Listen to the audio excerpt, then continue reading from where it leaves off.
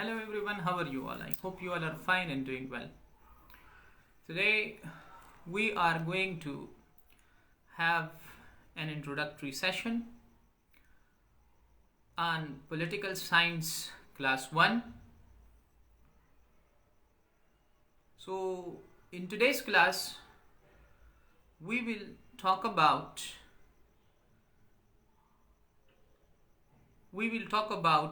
political science syllabus for paper 1. So kindly let me know if I am clearly audible. If not, so I will speak a bit louder, and if I am clearly audible, we will continue our class. So kindly share this lecture in the safe respective groups, particularly in SAFE 6. Invite your friends. Then we are going to have an introductory session regarding our today's class. I will give you a roadmap to cover the syllabus of paper 1 in 1 month, in this month. So we have got 4 or 5, almost 4 weeks. So I have planned to teach you a big chunk of syllabus so that you can cover this syllabus in 1 month. Only for paper 1, remember, paper 1. Then next month we will be having paper 2, but our today's and this month's focus is on the syllabus of paper 1, the material for the real examination and for the weekly and monthly tests of political science. So remember one formula for understanding and learning political science, and that formula is 5 P's. Like prayer preparation prevents poor performance. So if you really want to do wonders in your real examination in CSS or PMS, whatever that may be, or any other competitive exams where you are asked to share your political knowledge, there you have to prepare yourself before the competitive exam, particularly for CSS, which is highly challenging and competitive as compared to the rest of the competitive exams in Pakistan particularly. So that is why, okay, Madiha Arif says that you are not clearly audible, sir. So what's the problem? Is there any other problem to rest of the listeners and audience? If yes, kindly let me know. I will speak a bit much louder. Already I am speaking louder, but if there is any issue with other members, if not, so then there might be some sound issues with your own mobile or internet connection. So what I was telling you, that 5 P's, prayer preparation prevents poor performance in every exam, right? One thing, you keep this in mind. Now, how to prepare? This is a question that might be in your mind, how to prepare political science. So now, first, you need quality books. Remember, you might have plethora of books in the market, right? But then you might not be able which one to buy, and which one is relevant to the syllabus of CSS and which one is not. What to buy, what to study, how to study. These are some of the beginner questions in the beginners' minds. So most of you I have asked you to share your knowledge or background knowledge of political science. So I found that most of you do not have any knowledge of political science.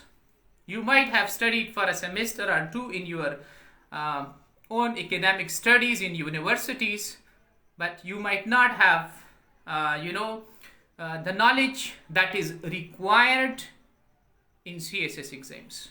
So for that, to mitigate your efforts and to lessen your efforts, to make it a bit smart study and smart teaching as well, both. Remember, CSS does not require hard work, much hard work, though hard work is not really and is not always bad, but some hard work and some smart work. For that, I have chosen 4 books for my students. What are the books? I'm going to show you all. Though I have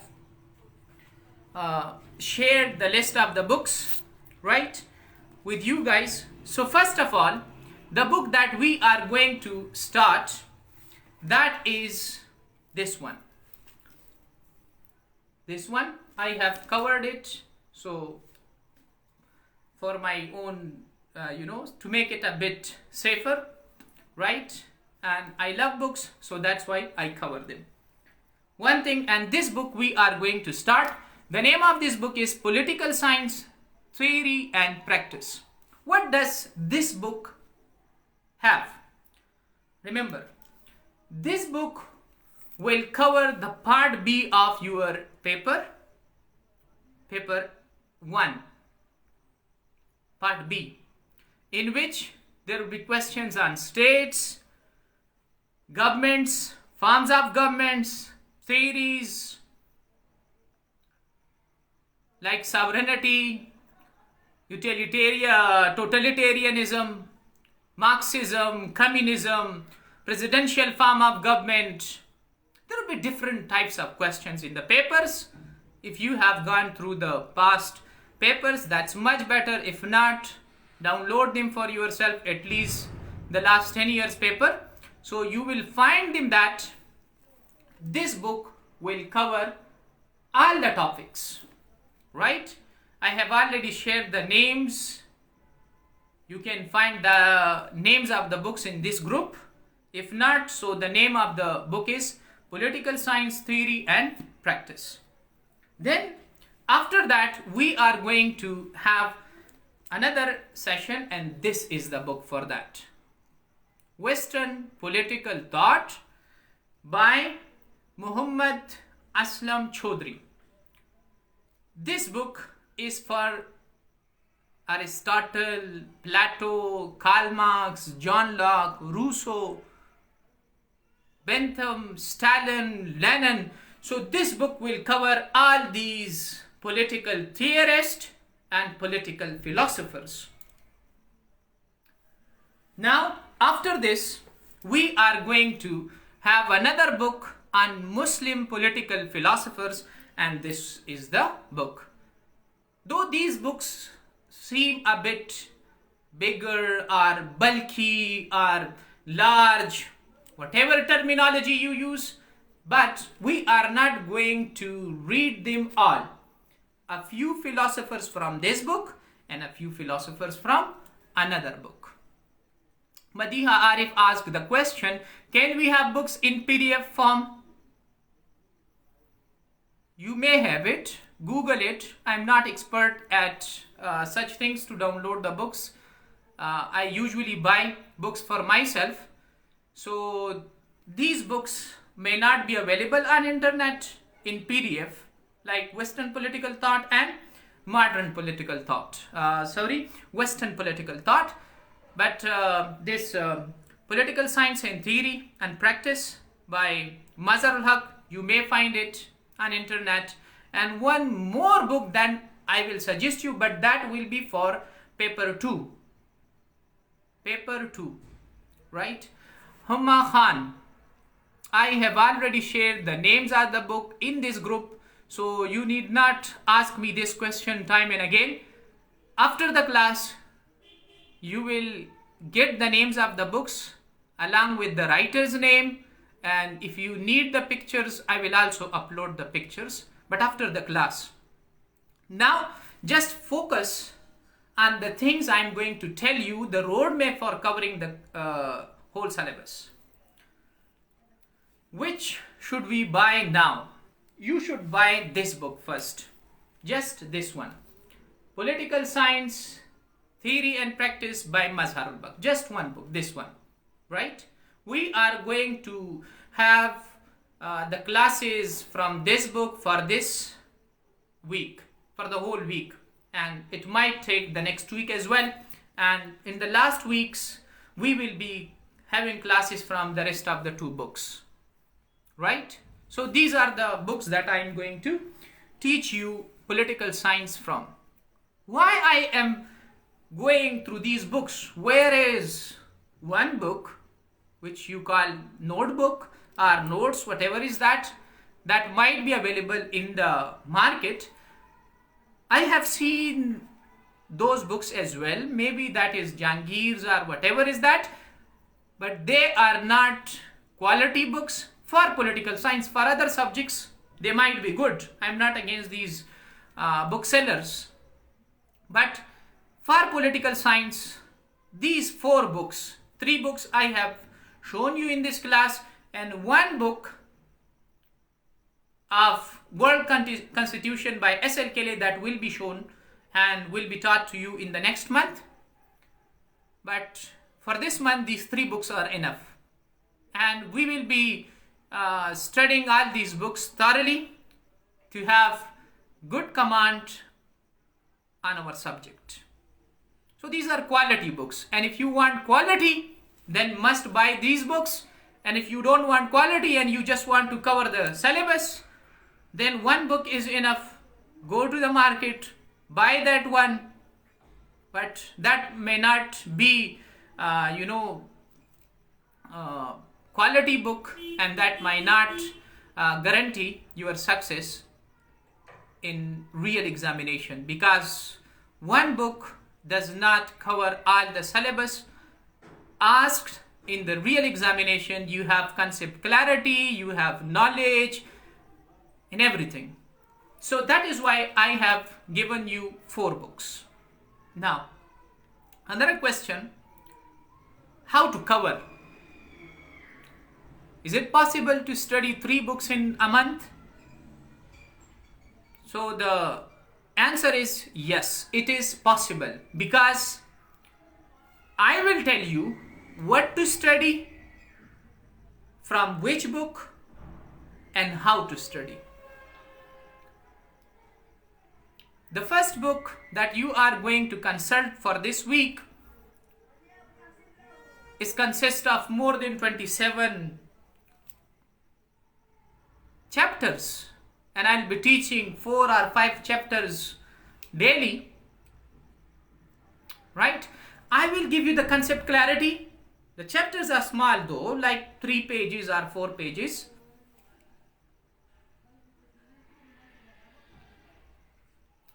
So you don't need to worry about that, because I am going to give you concept clarity. Everything will be clear. So you did not worry about that. But how? You need to be connected for this month, throughout the month, to me. Read. You find any difficulty, consult me, ask me questions in SAF2, on my WhatsApp number, in SAF6, our WhatsApp group, whatever is that, you just ask me question. But for this month, just focus on political science. There are many students, they attend 1-day class, but when they learn that, on the next day they start Pak affairs, on the 3rd day they start essay, and on the 4th day. So if you really want to learn and understand political science completely, so you need to connect to me for this whole month. Ask me questions, whatever the questions might be. Huma Khan has asked the question, sir, in screening test MCQs will be included from political science. Which screening test? PMS? No. Only your compulsory subjects. Okay. So now, if you have any kind of question, you can ask, but let me give you today's class topics, conceptuality and everything in simple words, right? I have made 1-page note for you. So during the class, if you can note them, that is good. If not, so then just 1 page. It will cover, 2 chapters, but 1-page notes for you. The first question is that political science. What is political science? In simple words, Aristotle says that a man is a political animal. ठीक है? जैसे आप biology में पढ़ते हैं कि क्या है, आप एक सोशल एनिमल है इन सोशियोलॉजी. कुछ इकोनॉमिस्ट कहते हैं कि ये इंसान जो है एक इकोनॉमिक एनिमल है. तो इसी तरह Aristotle, who is the founder of political science, says that a man is a political animal. और वो क्यों कहता है कि आप political animal है? There is a reason behind it. According to Aristotle, a man is gregarious by nature. ये group में रहना पसंद करता है. A man cannot live alone. एक इंसान अकेले नहीं रह सकता, आइसोलेशन में नहीं रह सकता. वजह क्या है? फ्रांसिस बेकन हमें फिर बताता है कि a man who is happy in isolation is either a god or a beast. कि जो शख्स तन्हाई में खुश है, या तो वो खुदा है, जैसे खुदा है बस तन्हाई में खुश है, तो या तो ये इंसान नहीं फिर खुदा है, या जो है ये इंसान बीस्ट है, जानवर है, तो खुदा तो हो नहीं सकता. So according to France, that might be a beast, then that might not be a human being. अब अरिस्टोटल ने क्या कहा? अरिस्टोटल ने कहा कि इंसान पॉलिटिकल एनिमल है, ये ग्रुप में रहना पसंद करता है, और जब इंसान ग्रुप में रहता है तो उसकी डिस्प्यूट्स होती हैं. That person might be having disputes, conflicts, fights, issues, ये सब होता है. अच्छा, आप लोगों को यह भी बता दूं कि इंसान ग्रुप में क्यों रहता है. ये भी एक क्वेश्चन है. ये भी एक क्वेश्चन है. अच्छा, नीलम अकबर ने सवाल किया कि व्हाट इज पॉलिटिकल साइंस. ठीक है, ये भी हम डिफाइन करेंगे. फरहान दाजेब जो है, because we are dependent on each other. Very good, very good. Maimoona, man who is happy in isolation is either a god or beast, Francis Bacon. अच्छा, इसी तरह पार्टिसिपेशन करें. तकरीबन इस वक्त मुझे 13 to 14 मेंबर सुन रहे हैं and a very few are participating. Just comment किया करें, जो भी मेरे मुंह से सुने या कुछ शेयर करना चाहे. At the end keep your questions till the end. Questions हैं तो वो हम आखिर में डिस्कस करेंगे. जो चीजें मैंने डिस्कस नहीं की हैं, so we will be tackling all and I will be entertaining all your questions at the end. For now, just listen to me. Aristotle ने हमें क्या कहा?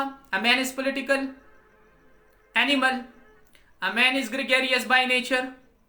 A man loves to live in the groups. Now, why a man needs to live in groups? Cooperation चाहिए जिंदगी के लिए, इंसान की सर्वाइवल के लिए. अकेले तन्हा नहीं रह सकता. One man depends on another man.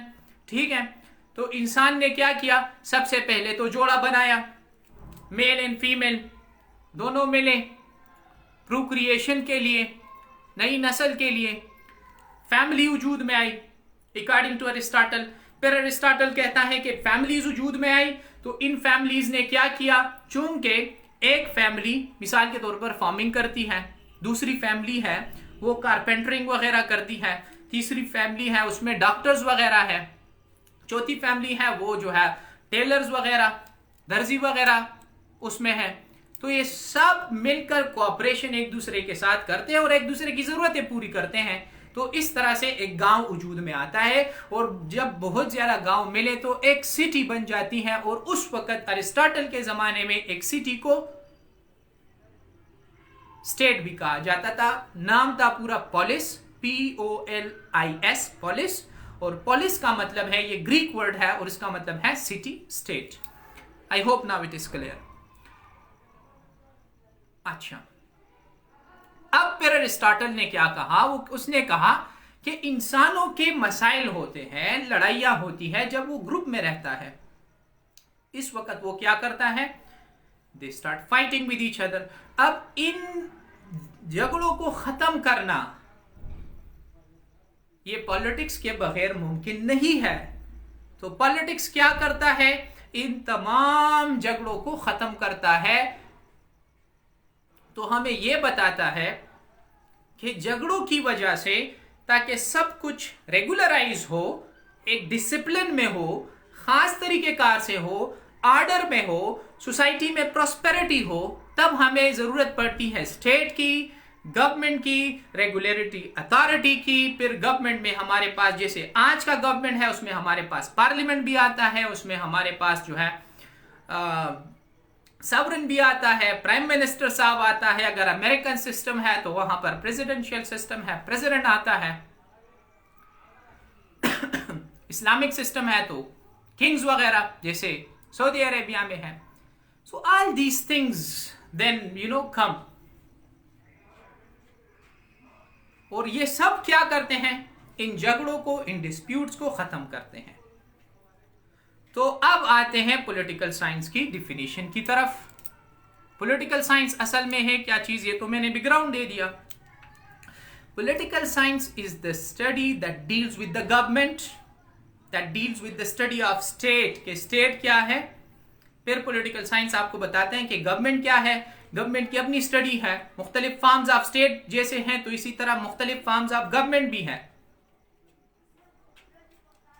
Presidential system है, पार्लियामेंट्री सिस्टम है, कम्युनिज्म है, मार्क्सिज्म है, सोशलिज्म है, वगैरह वगैरह। इसी तरह स्टेट जो है, सेकुलर स्टेट भी हो सकता है, इस्लामिक स्टेट भी हो सकता है। ठीक है, तो फिर हम इन सब चीजों को स्टडी करते हैं इन political science. So political science is the study of state and government. इसी तरह कुछ और लोग आते हैं, आप लोगों की किताब में नाम के साथ लिखा है कि political science is the study of power, कि ये जो है पावर जो है, इसकी स्टडी को पॉलिटिकल साइंस कहते हैं। इट इज द पावर और force through which a government controls the masses, कि जो लोग हैं उनको कंट्रोल किया जाता है। और पॉलिटिकल साइंस आपको इन सारी चीजों का फिर इल्म देती है, स्टडी। अब आप अमेरिकन सिस्टम स्टडी कर लें, सेपरेशन ऑफ पावर थ्योरी पर बेस है। कहां आप पढ़ेंगे, इन पॉलिटिकल साइंस। तो ये इसकी अफादियत, स्कोप भी इसमें आ जाता है कि पॉलिटिकल साइंस आपको ये भी बताता है कि how to distribute the resources in your country. अब हुकूमत है तो किसको कितना पावर देना है, प्राइम मिनिस्टर को कितना देना है, मिनिस्टर को कितना देना है, चीफ मिनिस्टर को कितना देना है, प्रेसिडेंट को कितना देना है, बाइकैमरल लेजिस्लेचर होनी चाहिए, यूनिटरी गवर्नमेंट होना चाहिए, कौन सा फॉर्म ऑफ गवर्नमेंट होना चाहिए एक मुल्क के लिए, कितनी पार्टीज होनी चाहिए, 2 पार्टीज, 1 पार्टी या मल्टी पार्टीज, ज्यादा पार्टियां, क्या होना चाहिए। You study them in political science. तो पावर जो है, इसके जरिए आप क्या करते हैं, लोगों को कंट्रोल करते हैं, झगड़ों को खत्म करते हैं, सब सोसाइटी को, पूरी सोसाइटी को ऑर्डर में लाते हैं, डिसिप्लिन में लाते हैं। So political science, according to some political scientists, they say political science is the study of power. सही? अफादियत, स्कोप, सिग्निफिकेंस की बात की जाए तो एक तो ये है that it is necessary for the establishment of state. It determines the form of government. It gives you knowledge to make informed decisions and policies. अब आप CSS कर जाते हैं और आपने पॉलिटिकल साइंस पढ़ा है, आपने गवर्नमेंट के लिए पॉलिसी बनानी है, वैसे भी आप सब एस्टैब्लिश्ड डिपार्टमेंट में जा रहे हैं, तो फिर आपने जब पॉलिसी बनानी है that must be informed policy. Informed policy होनी चाहिए बेस्ड ऑन नॉलेज. हवाई बातें नहीं, हवाई पॉलिसीज नहीं. And political science will help you there. Political science CSS में आपको इतना हेल्प करेगा that it will not only give you 200 marks of its own but will also help you in essay. Essay में democracy पर बात आ जाए तो आप जो एसे लिखते हैं डेमोक्रेसी पर, that will be distinguished and different from the rest of the candidates, which will make you distinguish as well and distinct as well. तुम भी फिर सब में से अलग होंगे. इसी तरह इट विल हेल्प यू इन पाक अफेयर्स. पॉलिटिकल इश्यूज पर बात आ जाए, PDM पाकिस्तान में पॉलिटिकल इश्यूज हैं, प्राइम मिनिस्टर स्ट्रांग है या वीक है, आप फिर बात कर सकते हैं in the terminologies of political science. इसी तरह करंट अफेयर्स में ग्लोबल इश्यूज हैं, पॉलिटिकल इश्यूज हैं.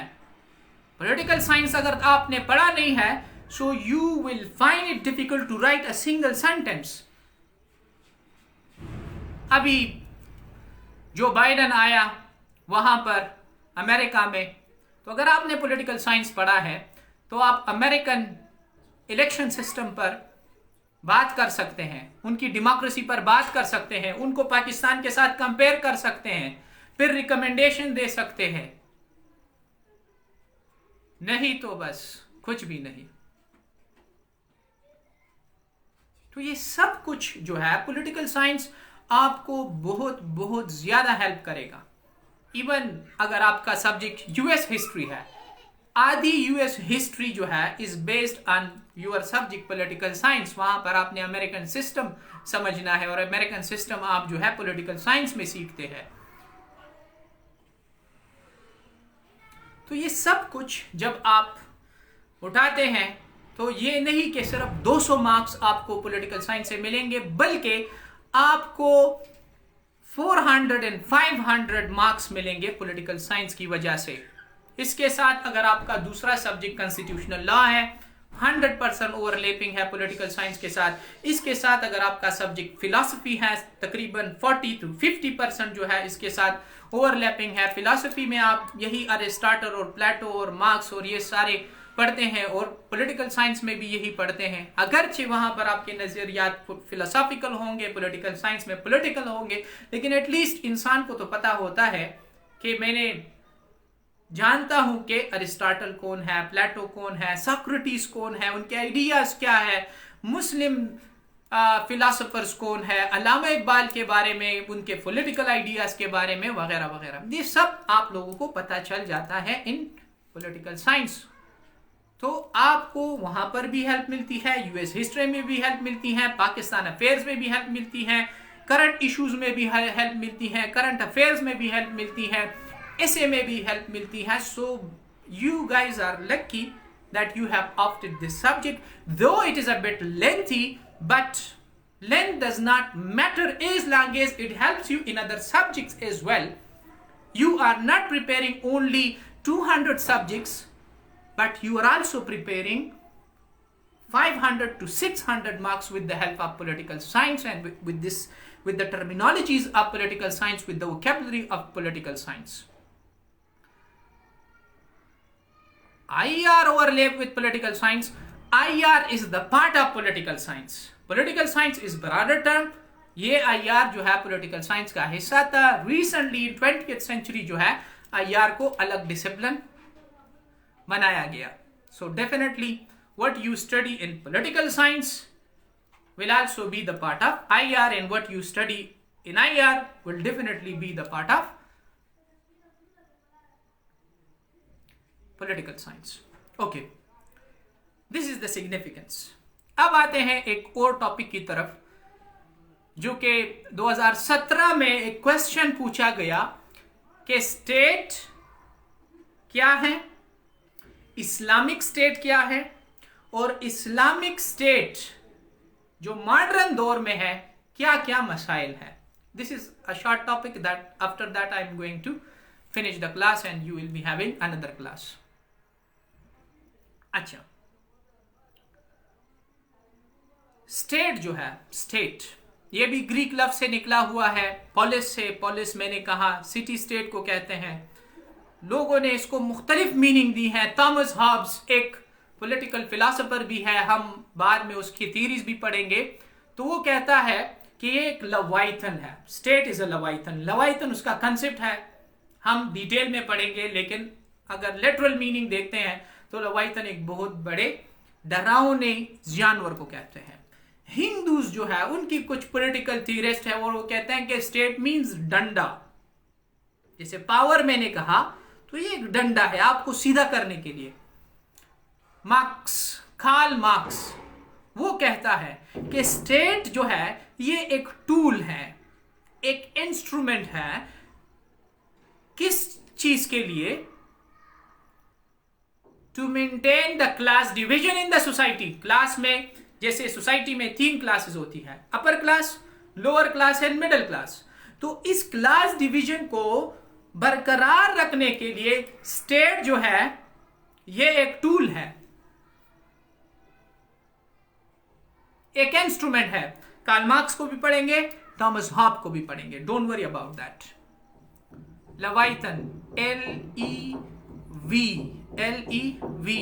LEVIATHEN, लवाइथन.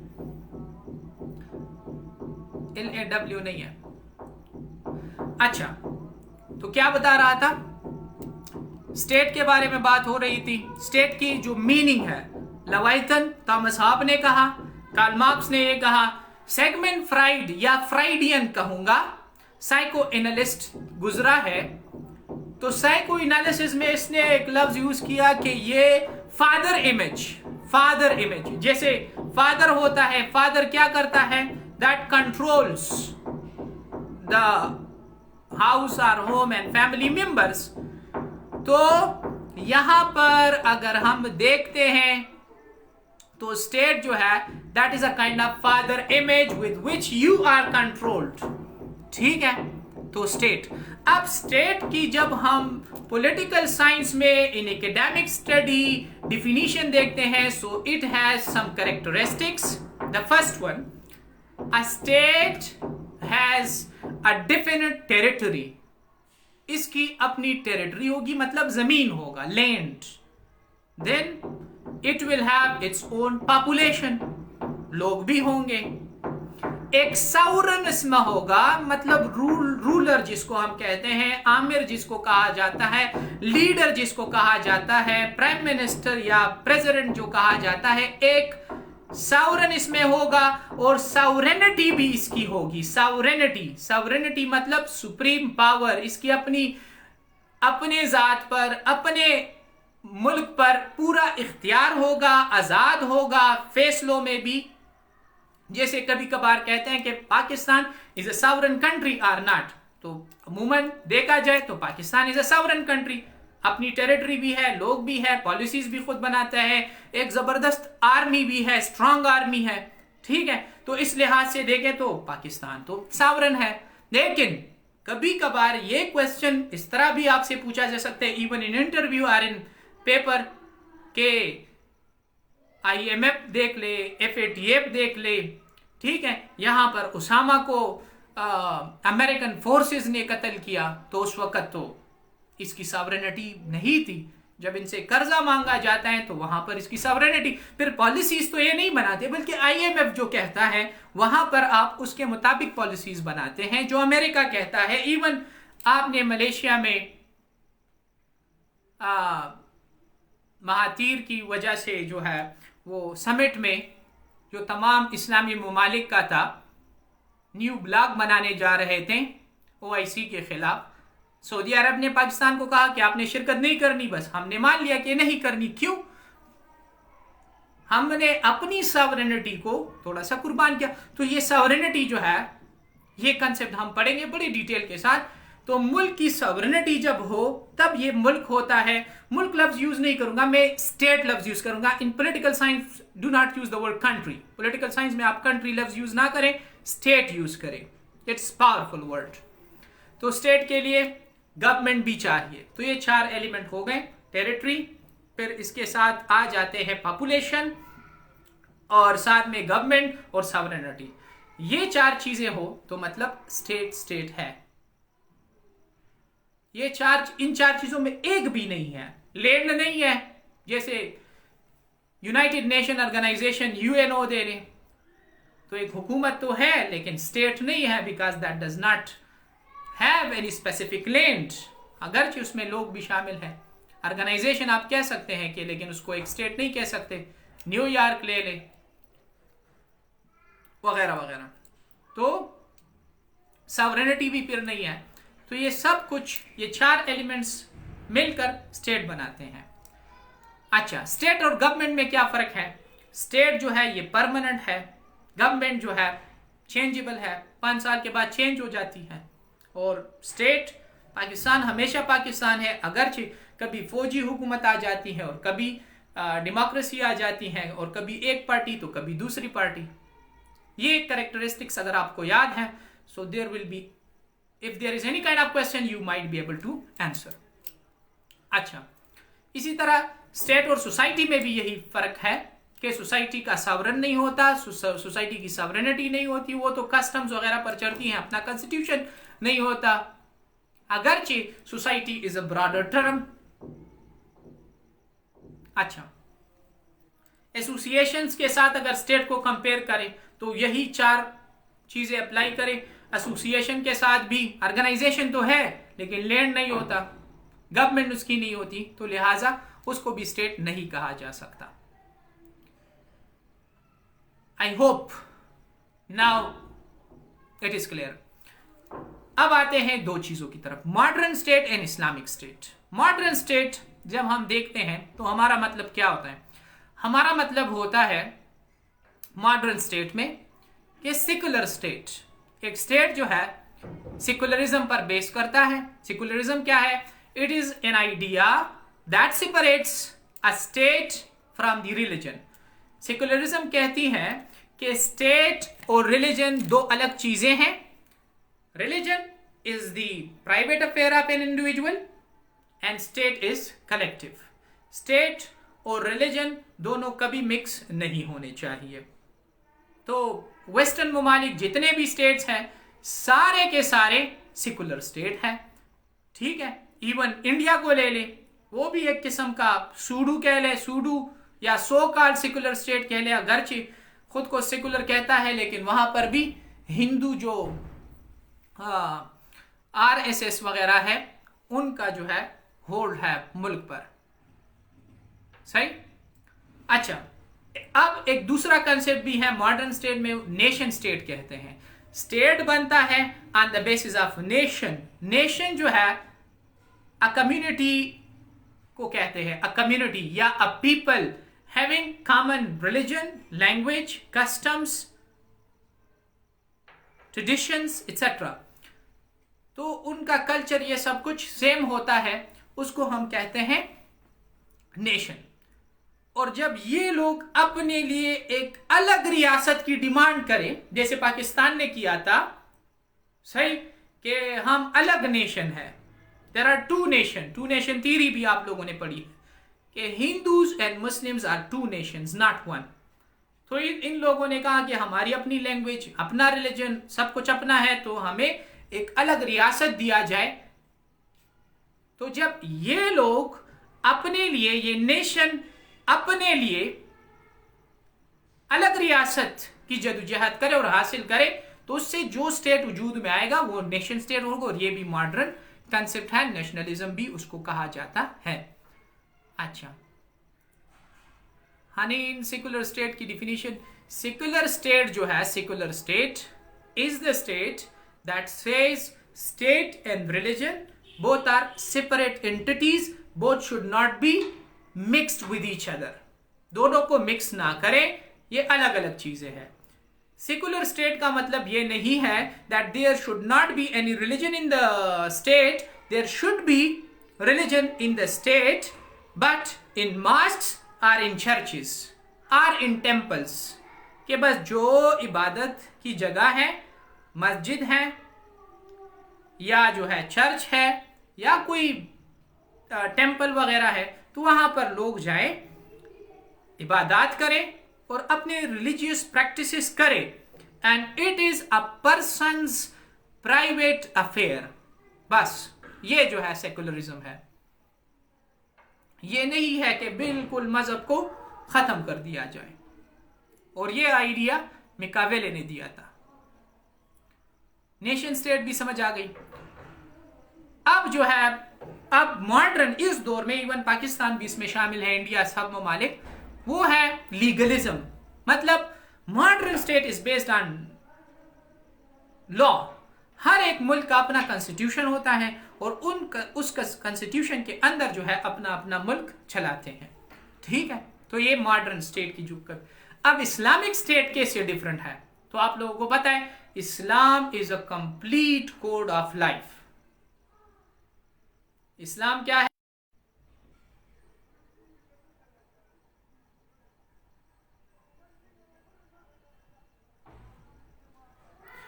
Islam is a complete code of life. तो इस वजह से इस्लाम ये कहता है कि स्टेट और रिलीजन एक चीज है. According to some political philosophers like imam Ghazali, ठीक है, वो कहता है कि state and religion they are two brothers, और they are just like two brothers. Religion और स्टेट दोनों क्या है? They are just like two brothers, दो भाइयों की तरह है. And it should not be separated, और इसको एक दूसरे से सेपरेट नहीं किया जाए जैसे सेकुलरिज्म कहता है. सेकुलरिज्म कहता है रिलीजन और स्टेट अलग अलग रखें. इस्लामिक कंसेप्ट ऑफ स्टेट जो ये है कि दोनों जो है they are just like two brothers. Tree और लीफ की बात, पत्ता जो है, स्टेट और रिलीजन की मिसाल ट्री और पत्ते की तरह है, जो कि एक दूसरे पर डिपेंड करते हैं. अच्छा, इस्लामिक स्टेट में क्या होता है? इस्लामिक स्टेट में सॉवरेनिटी खुदा के पास है, अल्लाह के पास है. अब Pakistan is an Islamic country, तो पाकिस्तान में सॉवरेनिटी किसके पास है? खुदा के पास है. अब खुदा सॉवरेनिटी को एक्सरसाइज किस तरह करता है? थ्रू पार्लियामेंट, पार्लियामेंट के जरिए. तो असल में पार्लियामेंट्री फॉर्म ऑफ गवर्नमेंट में सॉवरेनिटी पार्लियामेंट के पास होती है, लेकिन कॉन्स्टिट्यूशन में लिखा जाता है इन इस्लामिक स्टेट जैसे पाकिस्तान है that sovereignty belongs to God, but God has his own vicegerent जिसके जरिए उसको एक्सरसाइज किया जाता है. इस्लामिक स्टेट में शरिया लॉ होती है, कुरान और हदीस के मुताबिक फैसले करने होते हैं. इस्लामिक स्टेट में खिलाफत भी आ जाती है जो इस दौर में एग्जिस्ट ही नहीं करती. इस्लामिक स्टेट में ज़कात अदा किया जाता है. इस्लामिक स्टेट में गुनाह और सवाब और ये क्या कहते हैं, गुड एंड बैड, उनको जो है पनिश किया जाता है वगैरह वगैरह, with respect to the principles of Quran and Hadith. यही जो है इस्लामिक स्टेट का जो कंसेप्ट है. अब आते हैं कि चैलेंजेस क्या है. मॉडर्न दौर है जनाब, चैलेंजेस तो होंगे. एक तो ये है कि पूरी दुनिया में इस्लामिक स्टेट को जो ये देख ले तो 1400 साल पुराना है. अब इसको चेंज करने की जरूरत है, एक बात. दूसरी बात इसको मॉडर्नाइज करने की जरूरत है. अब दुनिया जो है आइडियोलॉजी से निकली है और ये लोग आज भी आइडियोलॉजी की बातें करते हैं. तीसरी बात, IS, ये दाइश वगैरह, ये टेररिज्म जो है ये एक अलग मसला है। जब भी कोई स्टेट खुद को इस्लामिक डिक्लेयर करता है, पूरी दुनिया को कहती है दैट इज अगेंस्ट डेमोक्रेसी, फिर ये डेमोक्रेसी के खिलाफ है और उसको डेमोक्रेटिक मुल्क या स्टेट कंसिडर नहीं किया जा सकता इन ट्रू सेंस। टेक्नोलॉजी, आप इस्लामिक स्टेट में क्या है जी, टिकटॉक को भी बंद करो, हर वक्त खतरात होते हैं, चैलेंजेस हैं। अब इस दौर के मुताबिक इन सब को क्या करना, चेंज करना, ओवरकम करना, ये पॉलिटिकल साइंटिस्ट का काम है, आप जैसे लोगों का। So I hope you got this one, and after this another class will start at 8:20. So today you got these points. Books भी मैंने बता दिए, साथ में नोट्स भी आज दे दिए। इसके साथ मैंने आप लोगों को पॉलिटिकल साइंस क्या है, क्यों इसकी अहमियत है, कैसे आपने तैयार करना है, हमने इस महीने क्या करना है, ये सब कुछ बता दिया। Now if you have any kind of questions you can ask me. I'll give you 4 minutes, only 4 minutes. 4 minute है। अच्छा, how is Pakistan an Islamic republic? In Islam it says sovereignty belongs to Allah, whereas the republic sovereignty belongs to people. How come both can? पहले तो ये है कि मुझे आपकी question की समझ ही नहीं आई, लेकिन फिर भी आपको बताता हूं। सही, इस्लामिक रिपब्लिक ऐसा है क्योंकि इसने 1956 के आईन में कहा that Pakistan is an Islamic republic. एक बात यहां पर इस्लामिक रिपब्लिक ये है that importance is given to Quran and hadith while making the constitution. Constitution जब भी बनाया जाएगा उसके खास प्रिंसिपल्स होते हैं और उनमें कुरान और हदीस को शामिल किया गया है। सॉवरेनिटी जो है खुदा को दी है, और बाकी सॉवरेनिटी की प्रैक्टिस की बात है तो जाहिर बात है वो तो पार्लियामेंट करेगा, खुदा तो जमीन पर नहीं उतर सकता। सही, लेकिन साथ में ये बात जहन में रखें कि सॉवरेनिटी जो है, या जो जब हम इस्लामिक रिपब्लिक की बात करते हैं तो कंप्लीट इस्लामिक स्टेट जो है आपको कहीं भी नहीं मिलेगा। अब पाकिस्तान ले ले, जमहूरियत इस्लाम से बिलोंग नहीं करती, डेमोक्रेसी नहीं है, पार्लियामेंट जो है इवन इस्लाम में होता ही नहीं है, वहां तो कंसल्टेशन है, तो कंप्लीट नहीं और पार्शियल हो सकता है in reality, in practice. How to cover all courses only 1 month, तो इसका मतलब यह है Farhan Najeeb, you have to follow me meticulously and I will cover it and you should just follow me. कि इस महीने हमने कैसे इसको कवर करना है, जस्ट फॉलो मी, मेरे साथ रहें, रोजाना टाइम ज्यादा दिया करें और लेक्चर मिस ना करें। फिर क्या है मंजूर, it will be difficult to cover all the subjects on daily basis, or I prepare only political science for this. आप इस तरह करें, एक पॉलिटिकल साइंस ले ले और एक दूसरा ले ले। So what is humanly possible, जो आपको पॉसिबल लगता है बस वही रखे, सारे पॉसिबल नहीं है, ठीक है। सो टेक 1 सब्जेक्ट और 2 subjects and that what is humanly possible for you, जो तुम्हारे लिए पॉसिबल हो। अच्छा, कोई और question? Please ask the question quickly. नहीं तो आज के लिए इतना काफी है। बुक सजेस्ट किए हैं और जो टॉपिक्स मैंने बताए हैं, सिलेबस डाउनलोड करें, वहां से भी देखें, और जो टॉपिक्स बताएं बुक्स में रीड करें। And if you have question after that then you can ask me questions in the comments in SAFE 2, on my WhatsApp, particularly in SAFE 6। जब WhatsApp की बात करता हूँ तो SAFE 6 है, तो वहाँ पर भी आप क्वेश्चन कर सकते हैं, wherever you deem it asking. Have a nice time, enjoy yourselves. Thank you.